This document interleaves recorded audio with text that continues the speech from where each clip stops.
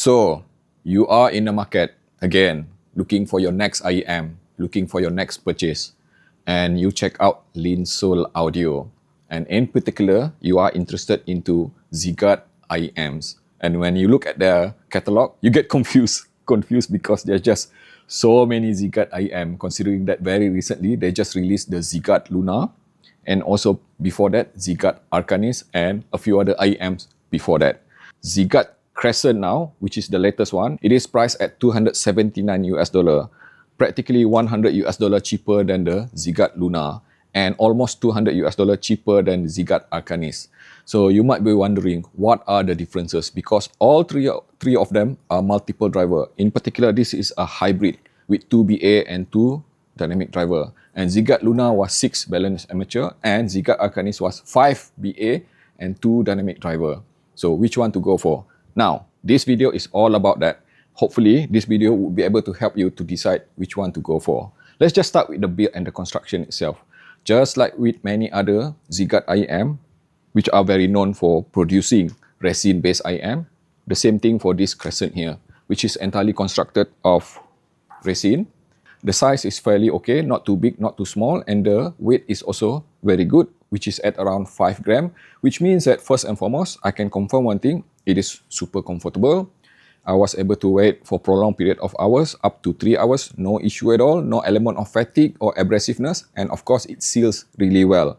And on top of it, it also offers pressure release system, which means that once you insert the IEM into your ear, you're not going to get that build-up pressure, which can be very annoying. And the best part is that, despite being priced $100 US cheaper than the Luna, it comes also with the improved package which Ziigaat has recently introduced.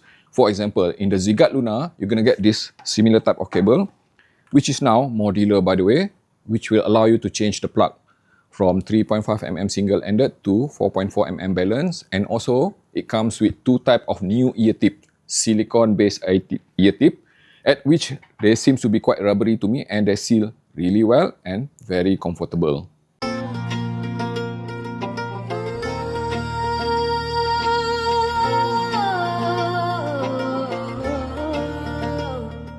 Like I mentioned earlier, hopefully this video would be able to help you to decide on whether to get this Ziigaat Crescent or the other 2 more expensive Ziigaat IEMs.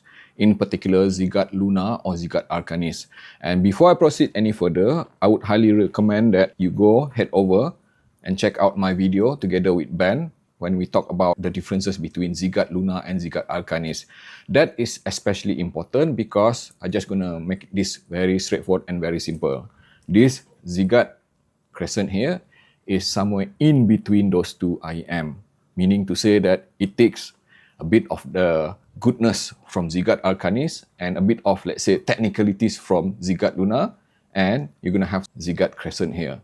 So let's just start with the sound itself. How does it perform? It is easier to drive now. It requires less volume directly from my phone, Xiaomi Mi 90. I needed volume at around 60 to 100.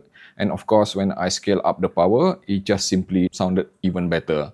And perhaps the most prominent characteristic, this Ziigaat Crescent, without a doubt, is as airy as it is in comparison to Ziigaat Arcanis. I am hearing the kind of similar smoothness, similar airiness to the way it presents the dynamic transient. It is just simply flowing from one end to the other end of the sound frequency. So the upper frequency is just simply smooth, airy, and it is surprisingly very good with macro and micro detail as well.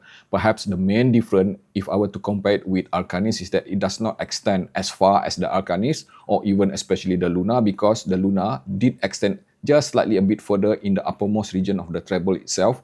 What it means is that I am not comparing or anything like that. I can be totally satisfied with the kind of technical performance of the upper frequency of this Crescent here, because it is, like I mentioned, smooth, airy, detailed, and it is also non-offensive. Anywhere from the upper mid-range all the way to the uppermost treble region, it is clean, it is tidy, it is airy. Again, I'm repeating the word airy here. And the same can be said for the mid-range. It is something which I would consider as borderline warm sounding, not exactly warm because it is still very transparent. It is in fact a reference kind of transparency and accuracy without any hint of coloration.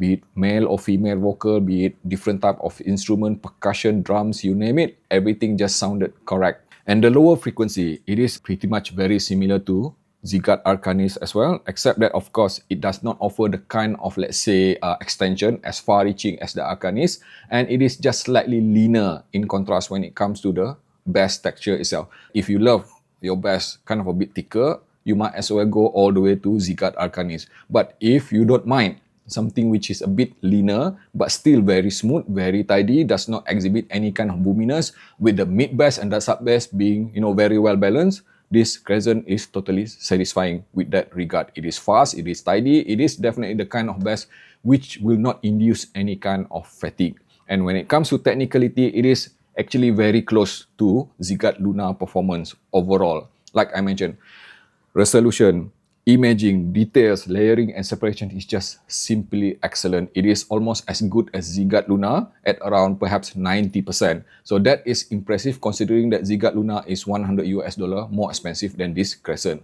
So all in all, I hope that brief description of the differences between Ziigaat Luna, Ziigaat Arcanis and now Ziigaat Crescent, you'll be able to make your next purchase decision.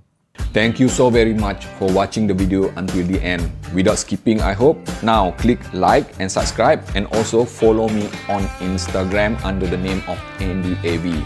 And also, if you'd like to support me directly, you can join the membership below for behind the scene, especially for AAV Insider and above, which will allow you to see what I am doing behind the scene.